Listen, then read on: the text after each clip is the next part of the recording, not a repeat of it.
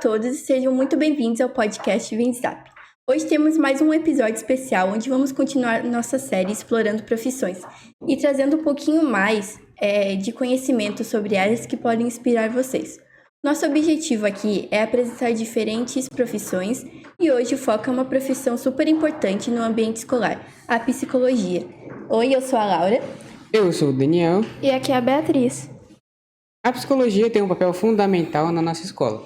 E muitos de nós já passamos por situações em que precisamos de apoio emocional e psicólogo. Mas o que exatamente faz um psicólogo escolar? Quais são os desafios e recompensas desse trabalho? E como ele contribui para o bem-estar de nós dentro do ambiente escolar? Para responder todas essas perguntas, temos aqui hoje a psicóloga Janete, que trabalha na Escola Tranquilo Pizzetti e em outras escolas da rede municipal de Içara. Seja muito bem-vinda, Janete. Estamos muito felizes em recebê-la aqui. Antes de mais nada, queremos que você se apresente e conte um pouquinho sobre como é o seu trabalho. Olá, pessoal. Boa tarde. Obrigada pelo convite. Estou bem feliz de participar com vocês. Como já falaram, eu sou psicóloga há 19 anos. Desses 19, 16 eu atuo na rede de Içara, 15 só nesta escola. Então, muitas turmas eu vi desde a primeira série até saírem no 9º ano. E é um acompanhamento bem legal, que eu acompanho desde pequenos até saírem daqui, adolescentes indo para o ensino médio. Então, meu trabalho envolve muitas coisas, ele é bem desafiador na escola. E dentro da unidade de ensino, tem a questão das avaliações que eu atuo fazendo, os encaminhamentos para outros profissionais. Eu trabalho com os pais, com as crianças, com os profissionais da escola e até mesmo algumas pessoas da comunidade que não têm filhos na escola me procuram para alguma orientação ou para me passar alguma coisa que eles observam de algumas crianças da escola que são vizinhos ou filho de amigos, que tem algumas situações que eles acham necessário passar pelo psicólogo e eu ajudo eles.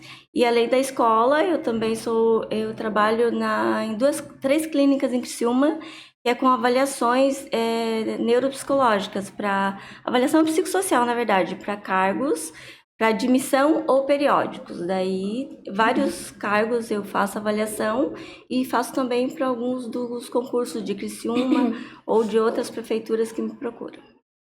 Janete, acho que uma pergunta que todos nós temos é o que te levou a escolher a psicologia escolar como profissão?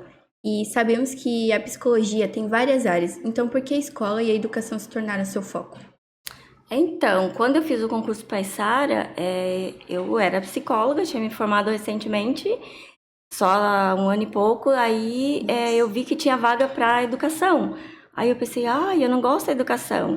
Por quê? Porque a gente tem aquela ideia de que a educação é estudar. E eu não tinha uma lembrança muito boa da escola em si, dos anos anteriores. E aí eu fiquei meio preocupada. Eu falei, e agora? Eu vou fazer o quê? Como que eu vou fazer? Só que quando a gente está fazendo a psicologia, tem um dos estágios é o escolar. E ele foi bem legal, bem gratificante. Daí eu pensei, então tá, deve ser isso. E comecei a me informar sobre tudo, a ler. Daí fiz uma pós, logo que eu passei no concurso, sobre dificuldade de aprendizagem e outros transtornos associados, para saber mais o que tinha dentro da escola. E logo que eu comecei a trabalhar na educação, eu me encantei. Porque foi maravilhoso, assim, eu ver a diferença do preventivo, de eu poder atuar na prevenção das dificuldades que as crianças apresentam e acompanhar que eles evoluíram e essa prevenção foi positiva, que os problemas que poderiam ir para frente, eles pararam. Então, isso me levou hoje a amar. É a área que eu mais gosto dentro da minha profissão, é a área escolar, que é uma área muito legal, gratificante, que a gente realmente vê o resultado. Eu imagino que trabalhar com crianças e adolescentes seja desafiador, mas também muito recompensador, né? Quais foram os maiores desafios que você enfrentou na sua formação em psicologia? E como foi o caminho até se tornar psicólogo escolar? Os desafios na formação, lá no começo, foram a questão de pagar a faculdade mesmo, que é bem desafiador para todo mundo. Hoje em dia é mais fácil, tem várias opções, mas o meu maior desafio foi esse. E até chegar aqui foi uma luta bem grande, nunca parei de estudar, o tempo todo fazendo cursos, me aprimorando. estudando sobre as dificuldades, que quando eu acho que eu sei tudo, aparece um problema diferente e eu tenho que ir lá pesquisar novamente nos livros, na internet, que é uma ferramenta bem boa, que tem várias coisas hoje, e tentar ver o que aquela criança tem, os sintomas associados, quais os problemas e como eu faço para ajudar eles. Então, o tempo todo tem que estar estudando. É um caminho que eu vou estudar para sempre na minha vida. Agora que já entendemos um pouco do que te levou à psicologia escolar, como é o seu dia a dia na Escola Tranquilo Pizzetti? Você trabalha com muitos alunos ao mesmo tempo, participa de reuniões ou faz atendimentos individuais? O trabalho na escola ele é muito amplo, como eu já falei. Então, assim, vai desde a elaboração dos projetos da escola, lá no início do ano, as reuniões. Eu participo de toda essa elaboração, dando aos professores alguns subsídios de projetos específicos que podem ser trabalhados dentro do nosso projeto anual, onde a gente vai trabalhar as questões emocionais das crianças, de convivência, de bullying, de todos os comportamentos adequados e inadequados que são importantes para o desenvolvimento de cada criança, e eu ajudo nisso. Aí, entre todas essas questões, eu faço os trabalhos específicos, tipo assim, eu vejo que numa sala está tendo muito bullying, aí eu vou e faço um trabalho dentro daquela sala. Ou tem muitos problemas emocionais ligados à ansiedade, a transtornos mentais, ou de convivência, ou de relacionamento, mesmo entre as crianças pequenas que ficam brigando, ou algumas questões a mais. Aí eu também faço esses trabalhos. Aí tem as questões durante o ano, que tem todas as campanhas, tipo Setembro Amarelo, autismo, síndrome de Down. Todos esses trabalhos eu ajudo a escola a elaborar outros trabalhos para a gente estar trabalhando com as crianças, para vocês também estarem informados, para saber como lidar com todas as situações que vão aparecendo dentro do ambiente escolar. Quais são as principais questões que você costuma tratar com os alunos? Várias, né? Todas elas, desde a questão dos relacionamentos dos alunos com os pais, principalmente os adolescentes, muitos deles que não têm uma relação muito boa. Às vezes tem coisas que o pai poderia resolver, ou a mãe, numa simples conversa, aí eles não têm coragem de conversar com os pais, ou o pai simplesmente não ouve eles, aí eles me procuram. Essas questões eu trabalho com eles. A questão das ansiedades, que hoje em dia é muito, muito, aí eles me procuram pedindo ajuda, socorro. Quando eles permitem, eu chamo os pais para fazer os encaminhamentos corretos, porque muitos precisam de uma medicação quando os níveis são altos de ansiedade. E os pequenos, a questão dos relacionamentos deles, que muitos estão, às vezes, batendo, agredindo os colegas, e eu vou verificar por que está acontecendo isso. E muitas vezes eu vejo que, quando esgota todas as possibilidades dentro da escola, o problema é familiar. E é uma criança que muitas vezes em casa ele sofre por algum tipo de violência física, psicológica, e ele acaba refletindo na escola isso. Ele não faz em casa, ele passa por isso em casa, ele vai vir na escola e vai reproduzir. Então é tudo isso que eu estou sempre olhando todas as salas, o que está acontecendo, que é o que os professores me passam. E uma criança, ele vai ser muito bom aluno, ele vai resolver todos os problemas dele se ele estiver emocionalmente forte. E uma criança que não está emocionalmente forte, ele vai refletir isso no todo, nas notas, no convívio com os colegas, e pode melhorar ou piorar muito. Se uma criança está... Melhorar não vai nunca, quando ela não está emocionalmente bem. Mas se ela está bem emocionalmente, as notas delas evoluem, elas são melhores crianças, melhores adolescentes, sabem conviver melhor com os outros, têm uma relação melhor. E esse é um trabalho diário, todos os dias tem que estar vendo todas as coisas. Um dos maiores desafios que a gente vê nas escolas hoje em dia é a questão do bem-estar emocional dos alunos. Como que você trabalha para promover isso? Existem atividades específicas, oficinas ou até mesmo palestras?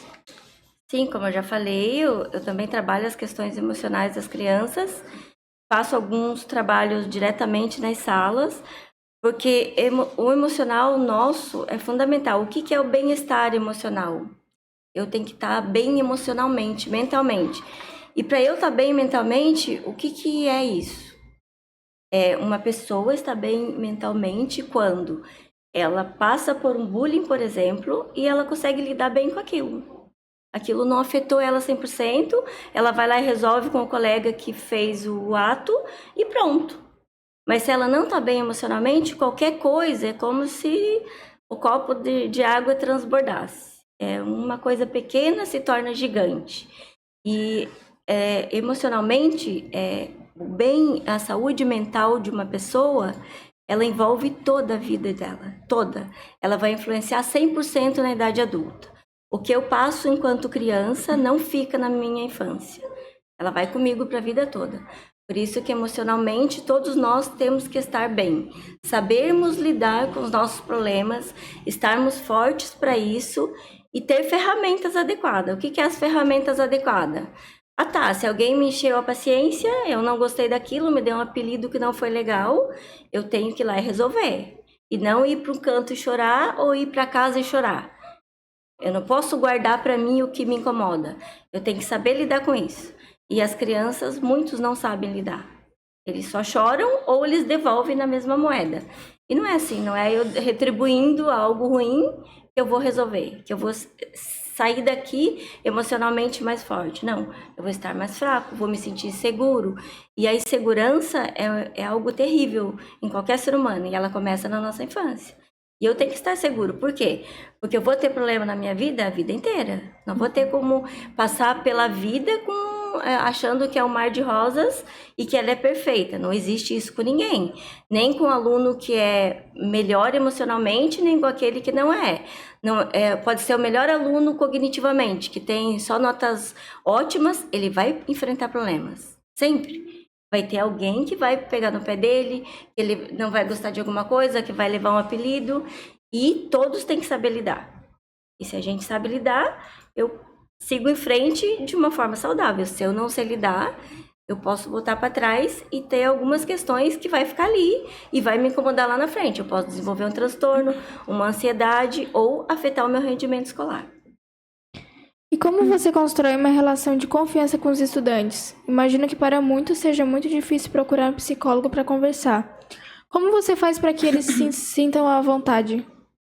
Às vezes é um pouco difícil, porque tem muitos que são muito isolados, como eu já falei, são inseguros e não têm confiança, porque em algum momento alguém não os ouviu. Então, primeiro eu tenho que adquirir a confiança dele, ele saber que o que ele vai falar para mim vai ficar comigo. Ele tem que confiar em mim, por isso que se ele fala, eu quero que tu não converse com ninguém, não fale para minha mãe, eu não vou falar nunca. Ele me contou algo que ele fez muito errado e que eu deveria passar para o pai. Eu tento resolver com ele, fazer com que ele nunca mais tenha aquela atitude. Mas se ele me pediu para eu não falar para o pai dele, eu não vou falar, exceto os casos graves. Por exemplo, se eu sei que um aluno está usando drogas, ele vai me pedir para eu não falar com a mãe dele, eu vou dizer para ele, eu sinto muito, mas eu vou ter que conversar com a tua mãe. Em algum momento, eu vou convencer ele de que eu vou contar para a mãe dele. Por quê? Porque isso é grave, é uma coisa que vai afetar a vida dele como um todo. Então, não é só eu fiz bullying com o meu amigo, então não conte para minha mãe, que senão a minha mãe vai me bater. Beleza, não tem problema nenhum. Eu faço ele entender que ele estava errado, não vou conversar com a mãe dele, ele não vai ter problema em casa, porque muitos cometem alguns erros aqui e apanham mais em casa. Então, eu prefiro guardar comigo, resolver com ele, do que causar um dano maior. Mas, em alguns casos, eu tenho que falar. Então, essa é a confiança que eu tento ter com eles. Chamá-los, conversar, eles veem que eu vou ter uma atitude de carinho, que eu não vou brigar. Muitos chegam assim, eu fiz o que de errado? Não, a princípio tu não fez nada de errado ainda. Tá começando, então vamos lá, vamos tentar resolver. Vamos pensar sobre tuas ações, o que tá certo, o que tá errado, o que pode, o que não pode. Que teus pais te ensinaram, os bons hábitos, as boas maneiras, a boa educação. Então, tudo isso eu começo a conversar com a criança ou com o adolescente e ele vai entendendo que tem coisas que tudo certo, eu preciso mudar mesmo, eu não estou sendo uma pessoa legal nesse momento. Ou eu não estou bem e eu preciso pedir ajuda, pedir socorro para alguém.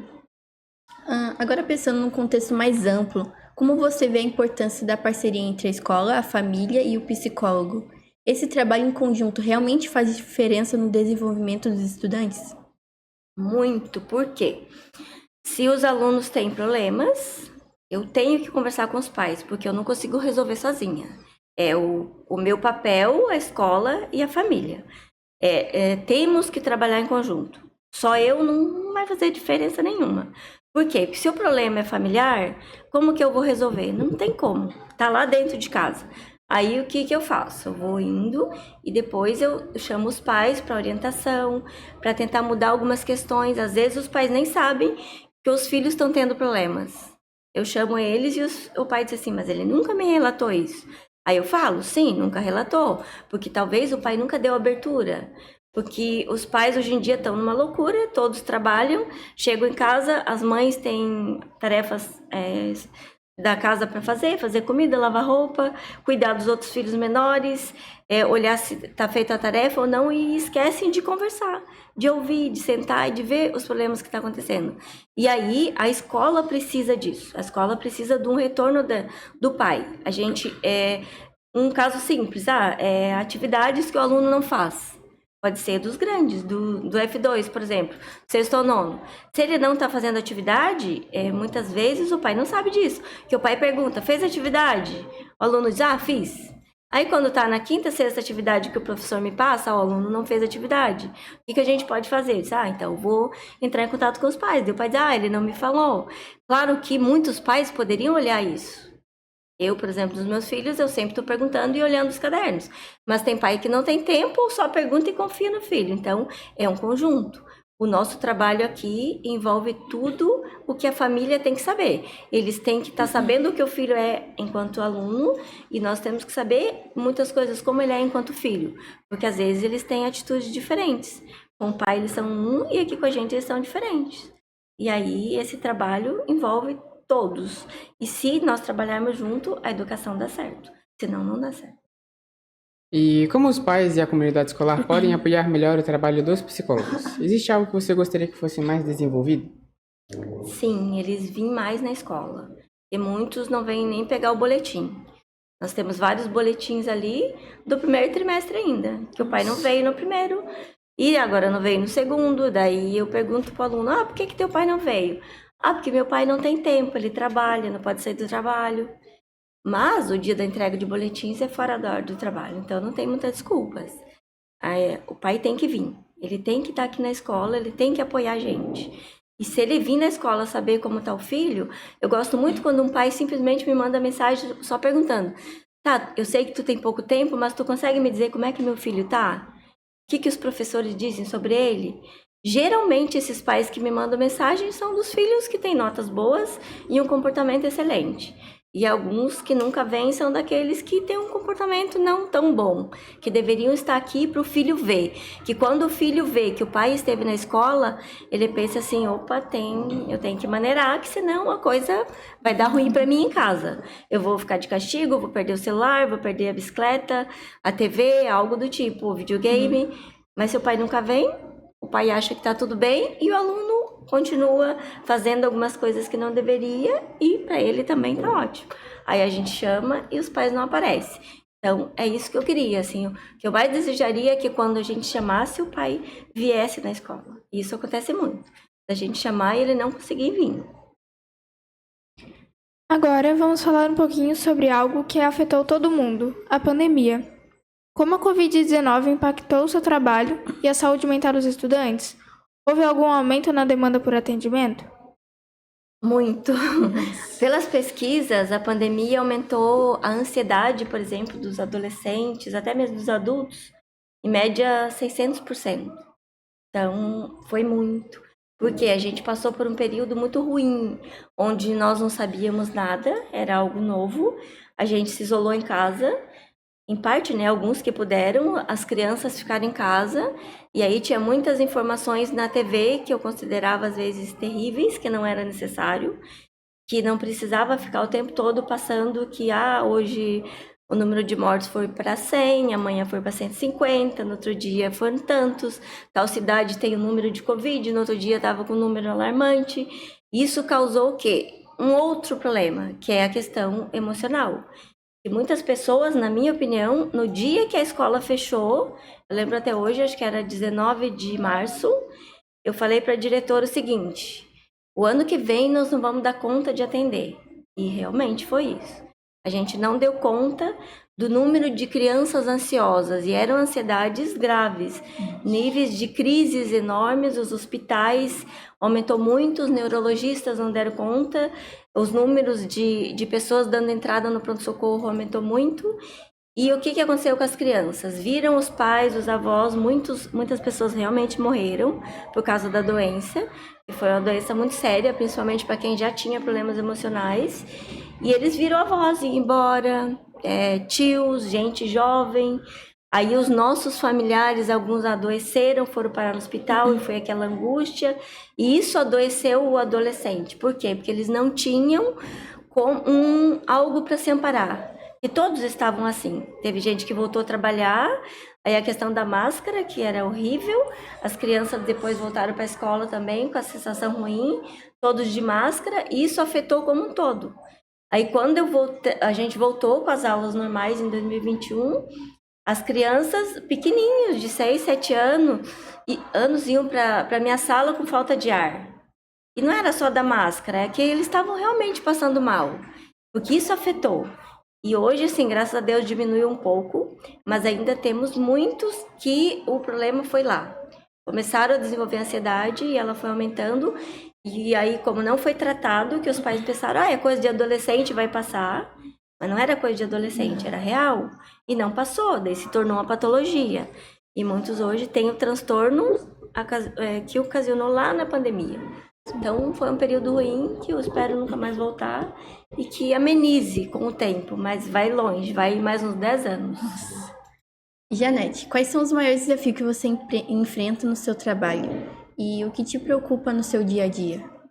Aqui na escola, os desafios da escola, o desafio maior para mim é o tempo, que eu tenho pouco tempo, eu tenho 20 horas na escola.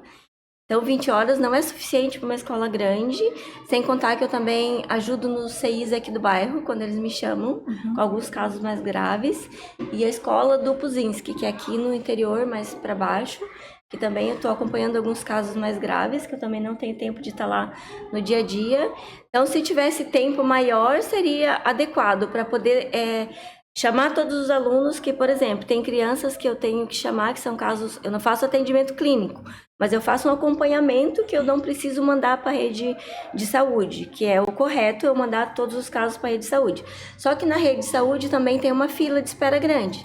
Então, se é um caso que eu consigo resolver aqui, tipo, uma ansiedade, que não é um transtorno grave, eu resolvo aqui mesmo, ajudo a criança, porque eu também sou psicóloga clínica, então eu sei o que fazer.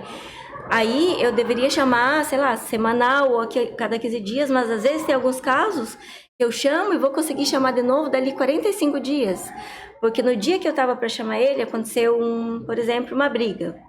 De uma discussão grave, que era uma situação onde não deveria acontecer na escola, de falta de comportamento dos alunos, com professores ou com colegas, e eu vou lá ajudar a resolver, porque também é minha função.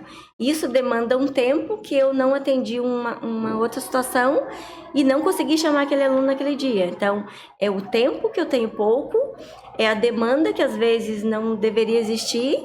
E do dia a dia é isso, os atendimentos que são de encaminhamentos, por exemplo, no início do ano, eu faço toda a avaliação das crianças que vão para a fono. Eu pergunto primeiro para os professores quais crianças precisam ir para a fono, e eles me dizem, até então eu ouvi a voz desse, e me dão uma lista. Aí eu chamo as crianças, faço uma avaliação simples do que eu sei da fonoaudiologia e já faço os encaminhamentos deles, só que isso também demanda tempo. Aí eu vou acompanhando no primeiro mês as crianças que têm dificuldade de aprendizagem maior. Aí eu já vejo aqueles que, esse eu vou precisar fazer uma lista que eu vou precisar encaminhar para o neurologista. Aí tem a lista do neuro, daí vem o problema do neurologista. E tem na rede pública que vão também para uma fila de espera, ou dos atendimentos do neuro da educação, que eu tenho direito a um paciente mensal, ou seja, eu tenho 12 anual. E desses 12 eu mando uma vez, depois dali 3 meses eles têm um retorno. Ou seja, a minha vaga do retorno já foi. E eu precisaria de mais vaga, e não tem. Daí vira uma bola de neve. Eu vou escolhendo o mais grave do menos grave. E aí aqueles pais que têm condição de ir para o neurologista particular, eu encaminho para o particular, ou eles ficam na fila de espera esperando. Então, o meu dia a dia, os maiores desafios são esses. lidar com o tempo, tanto de encaminhamentos quanto da demanda, que daí quando volta do neurologista, muitos voltam para eu fazer a avaliação neuropsicológica. Eu também sou neuropsicóloga, então daí antes eu não era, aí eu fiz a pós-graduação para atuar na escola sobre isso. E eu faço daí a avaliação do VISC, que é o que os neurologistas mais pedem. É uma avaliação bem completa, que a gente vai detectar ali várias dificuldades deles, entre eles a capacidade cognitiva. Se a criança tem uma capacidade cognitiva bem inferior, aí é uma criança que provavelmente tem uma deficiência mental leve e precisa de um outro olhar, de um outro encaminhamento, que daí vai para o AE ou vai para outros profissionais, até mesmo daí é solicitada a medicação que o neuro dá, e aí eu faço todo o acompanhamento dessas crianças. Principalmente agora que a Silvana saiu da escola, né? Na parte da manhã, tu entra no lugar dela. E toda essa questão que tu tá fazendo... Isso, agora de manhã, daí além da minha função, eu faço a função da Sil, em parte, que é mais a questão de atendimento dos pais e dos alunos e do que acontece no dia a dia. Tipo, faltou um professor, daí quando a diretora não tá, eu já fui pra sala de aula, eu não vou dar aula, eu vou lá e fico fazendo outras coisas, que eu tenho N coisas para trabalhar com eles. Às vezes eles ficam muito bravos comigo, que é a aula de educação física, e eu pego a aula e digo, não, vocês não vão pra educação física, hoje eu tenho uma coisa para fazer com vocês. Mas eu não tenho opção e eu aproveito o tempo. Daí, do trabalho da coordenação, é isso. Daí, tem uma palestra na escola sobre outros assuntos. Daí eu tenho que ajudar a resolver tudo isso, ver a questão, quem vai fazer a palestra, em que sala vai fazer, que a gente também não tem lugar específico para isso. Seria um auditório que a gente não tem. Então, a gente tem que se virar com o que nós temos, juntar os alunos e fazer nos locais adequados e indo. Daí tem dia que a gente diz assim, meu Deus, não fiz nada hoje. Deixei tudo para trás para fazer outras coisas que vão aparecendo. Mas a escola é isso, ela tá sempre em movimento. É um lugar, é um espaço maravilhoso que eu acho de vida. O tempo todo tem coisa diferente, não tem a mesmice nunca tem monotonia. O tempo todo tu tá fazendo coisa, o tempo todo tem coisa para fazer. Você nunca vai dizer hoje não tem nada para fazer. Impossível, que o dia que não tem nada para fazer, que é o dia que os alunos não estão, a gente tem. A gente vai pintar as salas, a gente vai ajudar as meninas da faxina a organizar as coisas, passar o jato onde não está bem limpo. Então a gente está sempre fazendo coisas, nunca para. E quais são as maiores recompensas? Existe algum momento ou caso que te marcou profundamente? Tem vários, assim. As recompensas, os pais me mandam mensagem agradecendo, ou os próprios alunos ir lá e dizer, obrigada porque em certo momento você me ajudou. Esses dias eu recebi uma cartinha no dia do psicólogo, de uma menina do 3º ano. E a carta dela é muito linda, escreveu muito bem, ela é bem inteligente. E eu nunca atendi ela, porque ela nunca precisou para nenhum motivo. Aí ela botou assim, muito obrigada por atender meus colegas, que em algum momento eles estavam com problemas de comportamento e atrapalhavam muito a nossa aula. Agora eles estão melhores. Eram uns 3, 4 que ela deu até os nomes deles. Então essa parte é gratificante, mas várias coisas me marcaram ao longo desses anos, mas o que mais me marcou foi um aluno há 8 anos atrás. 8 anos porque meu filho tem 8 e foi na época que ele nasceu. Então esse aluno... Ele estava, acho que no 8º ou 9º ano, ele já era um pouco mais velho, ele estava um pouco atrasado, porque tinha sido repetente, ele tinha muitos problemas de convivência com os professores, até mesmo com os colegas, ele não parava nunca, ele era agitado, ele era o aluno considerado terrível. Comigo ele era um amor de pessoa. Eu atendia ele semanal, às vezes 2 vezes por semana, ele mesmo pedia para ir para minha sala, ou simplesmente mandava eles, vai para a Janete porque eu não quero ele na minha sala. E ele ia, ele tinha problemas que ele se machucava, ele se cortava, ele tinha tentativa de suicídio. E aí, entre todas as nossas conversas, um dia ele me disse que estava com a corda já no pescoço e lembrou que eu disse para ele que ele não precisaria morrer, que ele poderia ser uma boa pessoa e ser um adulto saudável, feliz, que a vida dele poderia ser muito melhor do que era. Ele não tinha uma vida boa com os pais, ele não era considerado um bom filho, então ele não tinha uma boa relação. E ele lembrou de tudo isso. E aí, no dia que o meu filho nasceu, eu peguei licença de 6 meses. E antes de pegar, eu falei para ele, olha, provavelmente eu não vou te ver mais, porque eu sei que ano que vem você não vai estudar aqui. Ele ia mudar de escola. Eu tô pegando licença, que você tem uma vida legal, você pode ser tudo que tu sonhar. E quando meu filho nasceu, eu postei uma foto dele no Facebook. E ele foi lá, entrou no Face, eu nem seguia ele, e aí ele deixou uma mensagem. Como é que ele colocou? Que bom que ele é teu filho, que ele vai ter você como mãe. Ele vai ser muito feliz tendo você como mãe. Então eu entendi aquela mensagem. Tipo assim, na época ele não via a mãe dele como uma boa mãe. E ele achou que o filho dele ia ter muita sorte de me ter como mãe. E daí ele me via também como uma mãe, ele ia lá conversar como uma mãe. E eu já vi ele uma vez, depois desses anos todos, eu vi ele num trabalho, num local bem legal. Daí ele disse, consegui muita coisa. Eu fiquei bem feliz, porque eu sei que eu fiz diferença na vida dele. E eu fiz diferença na vida de muitos que foram embora, que não estão mais aqui. E vou fazendo de vários, porque eu pretendo continuar aqui bastante tempo. Só se me pedirem para ir para outro lugar. Tomara que não peçam, mas se eu continuar aqui, eu pretendo ajudar muitos ainda com tudo que eu aprendi. E o tempo todo estou aprendendo para melhorar a vida de muitas crianças. Para quem está pensando em seguir carreira na psicologia escolar, quais são as principais qualidades que você acha que um bom psicólogo deve ter? Paciência, tem que gostar de criança, muita paciência, porque os alunos, eles não têm muitas vezes uma educação legal em casa, adequada, correta, falta de limite, de regra, então a gente tem que vir para a educação sabendo que tu vai enfrentar tudo isso, tem que estar preparado, porque vai ter mãe que vai chegar e vai dizer que você não é boa profissional o suficiente para atender o filho dela e que ela vai procurar o melhor. Não tem problema nenhum, já falaram isso para mim, pode ir então, vai e acha alguém bem melhor. Só que eu, como psicóloga escolar, eu sou do tipo que se eu tiver que falar para a mãe, tu não tá dando limite adequado pro teu filho, eu vou falar, e muitas não vão gostar. Então, tem mãe que acha isso, que eu não sou boa o suficiente. Ou tem outra mãe que quer que eu dê um laudo pro filho dela como autista, porque ela quer receber os benefícios. Porque uma criança autista, hoje em dia, tem benefícios. E aí ela acha que eu também não sou boa o suficiente. Então, quem for vir para a educação escolar vai enfrentar tudo isso. Vai lidar com os professores, que tem professores bem receptivos e tem outros não. Tem outros que vão te dar algumas indiretas, mas você tem que saber lidar com isso, se preparar muito, estudar muito sobre tudo, sobre todos os transtornos, sobre todos os problemas ligados às dificuldades de aprendizagem, sobre todos os problemas que existem e amar, porque se a gente ama o que a gente faz, não tem como dar errado.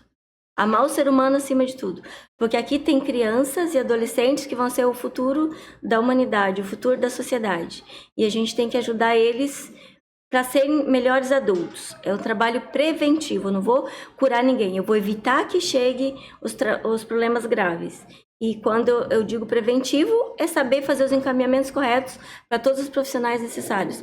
Para o psiquiatra, para o neuro, para os psicólogos clínicos, para um atendimento mais efetivo. Ou simplesmente chamar os pais e dizer, o problema está em casa, vamos resolver, vamos ajudar vocês a resolver. Ou procurem alguém que ajude vocês a resolver. Isso é ser psicólogo clínico. O que você Clínico diria, não, escolar. O que você diria para inspirar alguém que deseja cursar essa área de psicologia escolar? É uma área linda. Eu acho que a gente está carente dessa área. A gente precisa de psicólogos escolares, porque as escolas, por exemplo, na rede de Sara, nós temos só 2, né, nas escolas hoje. Aqui no Arlete, precisaria muito de mais, mas daí também não depende só de querer ser psicólogo escolar. As prefeituras precisam entender que é necessário.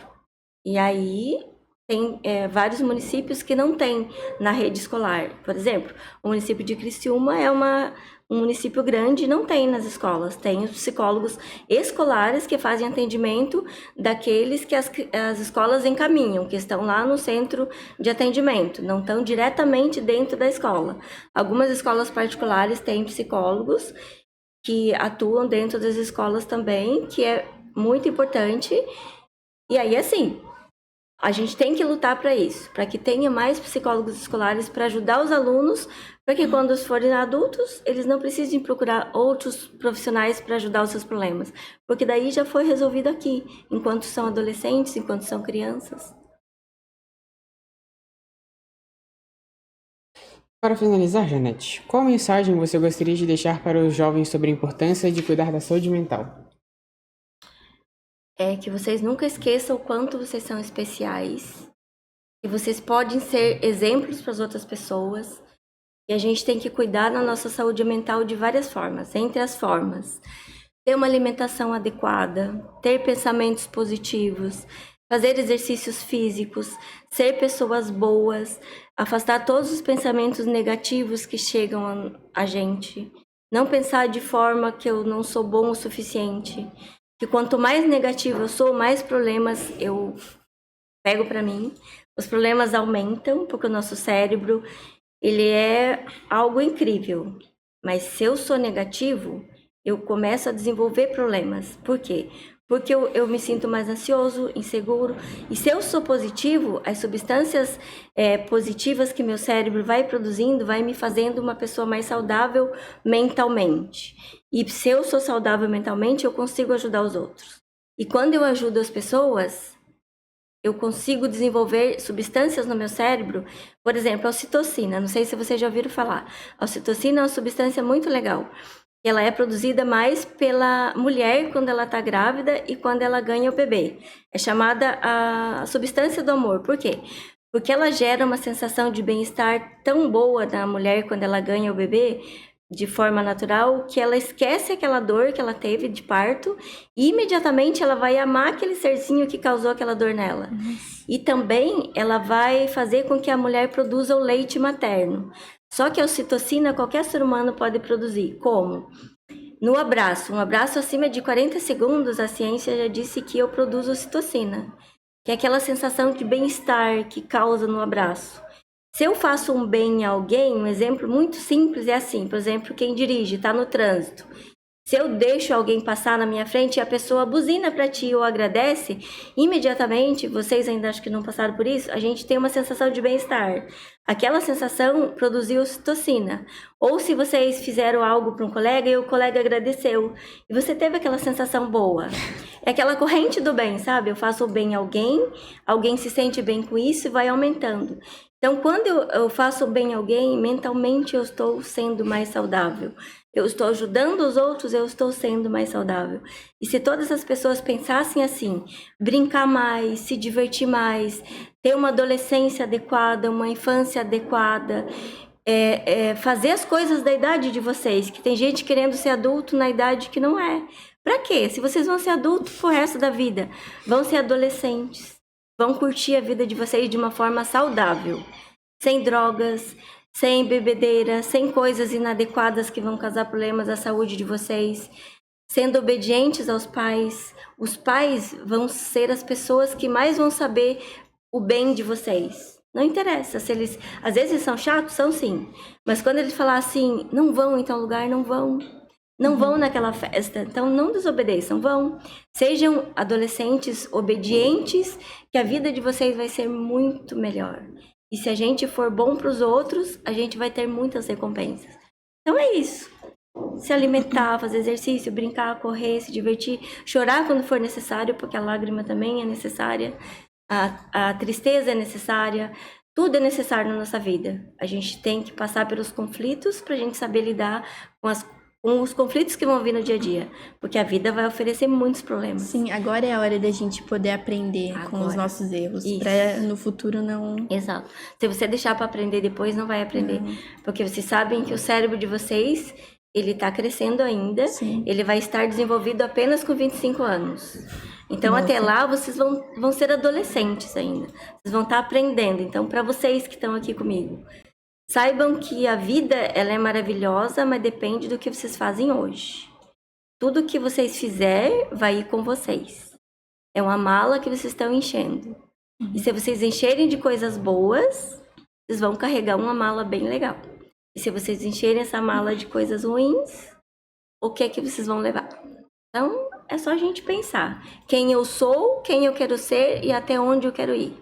E isso depende de nós e da nossa família também, de saber nos conduzir para os caminhos corretos, de saber nos apoiar nos nossos sonhos, nos nossos planos, e a gente ter uma vida legal lá na frente.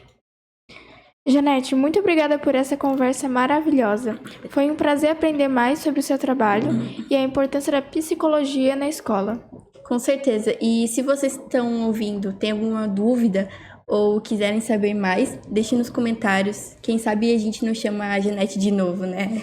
E fiquem de olho nos próximos episódios de Vem de Zap. Se inscrevam no nosso canal, deixem um like e compartilhem com os amigos. Até mais, pessoal.